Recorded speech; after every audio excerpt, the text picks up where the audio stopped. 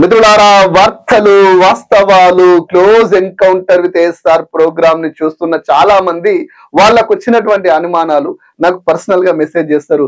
అన్న, ఇందులో వార్తలు వాస్తవం ఎంత, అసలు ఈ ధర్మం నిజమేనా, నేను చదివింది తప్ప, లేకపోతే సమాజం ఇట్లా అంటుంది, దీన్ని దయించి నాకు అర్థం చేసే విధంగా చెప్పండి అంటే నేను వ్యక్తిగతంగా వాళ్ళకి పర్సనల్ గా మెసేజ్ చేస్తా.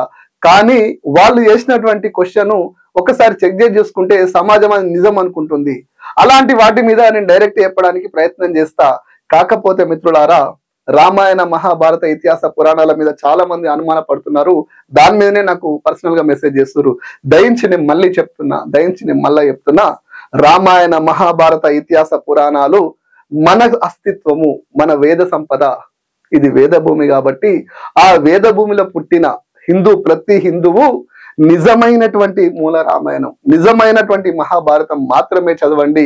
ఎవరో రాసినటువంటి తప్పుడు రాతల్ని, ఇంకెవడో తప్పుగా చూపించిన సినిమాల్ని నమ్మి మోసపోకండి.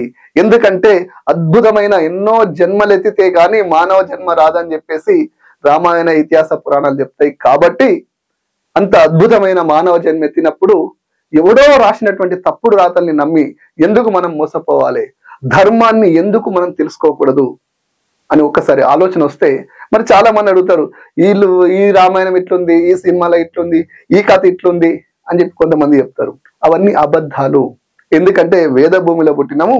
ఈ ప్రపంచంలో వాస్తవమైన రామాయణం ఎక్కడ దొరుకుతుంది అంటే గిది గోరఖ్పురా వాళ్ళు, గీతా ప్రెస్ వాళ్ళు మహాభారతాన్ని అద్భుతంగా ఉన్నట్టుగా మూల వేద వ్యాసులు రాసినటువంటి మూల మహాభారతం మనకు తెలుగులో ఉంది. దీన్ని చదివితే, నిజమైన రామాయణం, నిజమైన మహాభారతం చదివితే ఎవరికి ఎటువంటి అనుమానాలు రావు. ఎందుకు ఈ మాట అంటున్నా అంటే, కొంతమంది తెలియక నిజంగా పోతన గారు చెప్పినటువంటి పద్యాలు, లేకపోతే తెలుగు సినిమాల ప్రభావము, చిన్న చిన్న పుస్తకాలు వచ్చేసినవి చదివితే అవే నిజం అనుకుంటారు. వాస్తవంగా రామాయణ మహాభారత ఇతిహాస పురాణాలు మన వేదాలు, మన ధర్మం. ఆ ధర్మాన్ని సరైనటువంటి ఈ గీతా ప్రెస్ వాళ్ళు ఇచ్చేది సరైంది.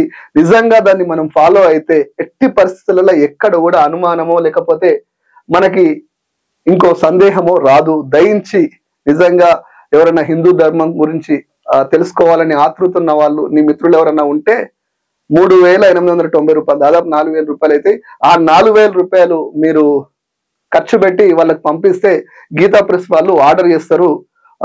వాళ్ళు డైరెక్ట్ పంపిస్తారు. అమెజాన్ లో ఉన్నాయి, అన్నిట్లలో ఉన్నాయి. సో దయచేసి నిజంగా ధర్మం తెలుసుకోవాలన్న వాళ్ళ మిత్రులు కానీ ఇంకెవరైనా ఫ్రెండ్స్ కానీ ఓ 4,000 రూపాయలు కాదని మీరు వాళ్ళకి ఆ మనీ ఆర్డర్ చేస్తే, లేదంటే ఫోన్ పే కూడా ఉంది కదా, ఇప్పుడు వాళ్ళకి ఫోన్ పే చేస్తే వాళ్ళ ఇంటికి వెళ్ళిపోతుంది. డైరెక్ట్ వాళ్ళు చదువుకుంటారు. నిజమైన మహాభారతాన్ని చదివే భాగ్యం వారికి దొరుకుతుంది. అలాంటి అవకాశాన్ని ఇచ్చిన వాళ్ళు మీరవుతారు. కాబట్టి దయించి ఇవ్వండి. ఇది నేను ఎవరికి ఐడెంటిఫై చేయడానికి కాదు. నిజమైన రామాయణ మహాభారత ఇతిహాస పురాణాలు మీ మిత్రులకి, హిందూ ధర్మాన్ని తెలుసుకోవాలనుకునే వాళ్ళకి ఇస్తే మీకు మంచి జరుగుతుందని నేను నమ్ముతున్నా. నాకెవరు వేయలే, నేనే కొనుక్కుని చెప్తున్నా. ఇకపోతే ఇది చూశాక ఇప్పుడు మీకు అర్థమై ఉంటది రామాయణ మహాభారత ఇతిహాస పురాణాలు ఏంది అని.